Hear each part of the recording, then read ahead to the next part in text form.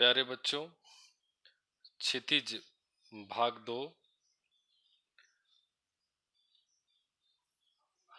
के दूसरे पाठ राम लक्ष्मण परशुराम संवाद का ये दूसरा पद। प्रसंग सीता स्वयंवर में भगवान राम के द्वारा धनुष तोड़ दिए जाने पर परशुराम जी जो क्रोध पूर्वक आते हैं और सवाल पूछते हैं किसी को धनुष किसने तोड़ा, मैं उसका वध कर दूंगा, और तमाम बातें उस अपने क्रोध पूर्वक वाणी में कहते हैं। उसी के विरुद्ध उनके प्रत्युत्तर में लक्ष्मण जी अपनी व्यंग भरी उक्तियां किस प्रकार से रखते हैं, वही इस चौपाई में हम लोगों को पढ़ना है। आइए बच्चों देखते हैं। लखन कहा हंसी हमरे जाना, सुनहु देव सब धनुष समाना। लखन कहा, लक्ष्मण जी कहते हैं, हंसी हमरे जाना, हमारे हिसाब से, हमारे जानने में। कैसे कहे? हंसी हंस कर।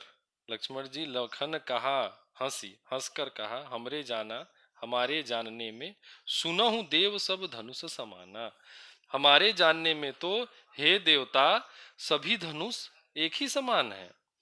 का क्षति लाभ जून धनु तोरे। क्या क्षति? क्षति का मतलब हानि, लाभ का मतलब लाभ, और ये एक महत्वपूर्ण शब्द है जून। देखो बच्चों, ये जून शब्द, क्या क्षति लाभ जून धनु तोरे। जून का मतलब होता है, जूना का मतलब गुजराती में होता है पुराना, जूनागढ़ यानी पुरानागढ़।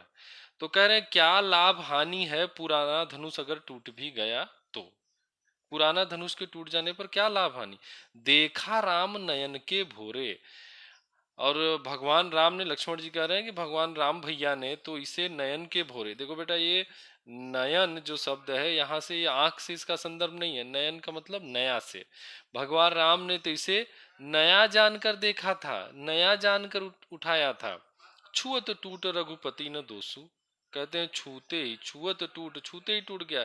रघुपति ही न दोसु, इसमें रघुपति का कोई दोष नहीं है। मुनि बिनु काज करिए कत रोसु। हे महामुनि, आप बिना किसी काम के गुस्सा कर रहे हैं।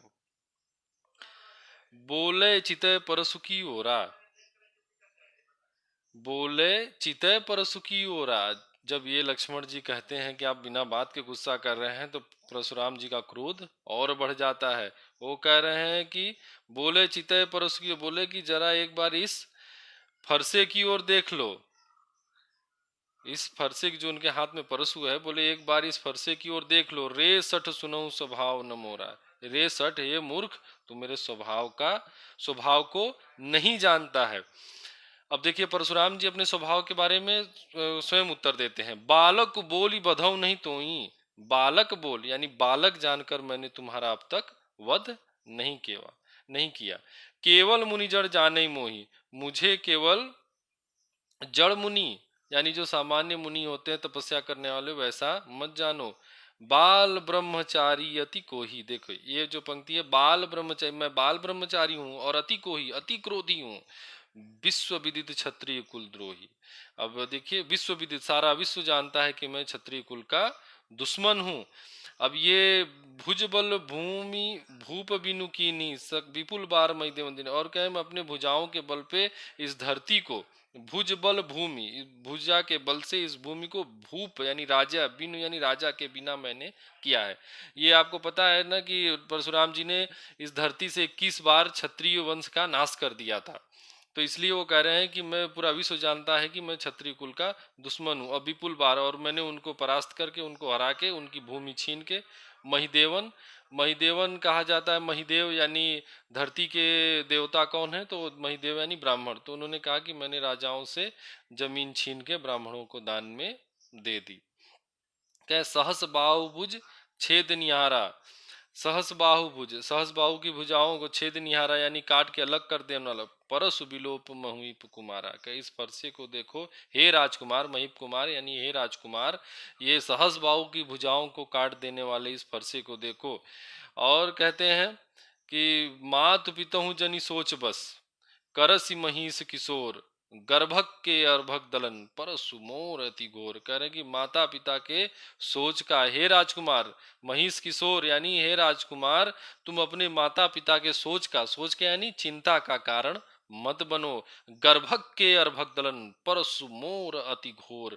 ये गर्भ में जो ये मेरा फरसा है ना, ये गर्भ में पल रहे शिशु के भी गर्दन को काट देने में सक्षम है, उसको भी मार डालने में सक्षम है। ये मेरा जो फरसा है वो अति घोर है।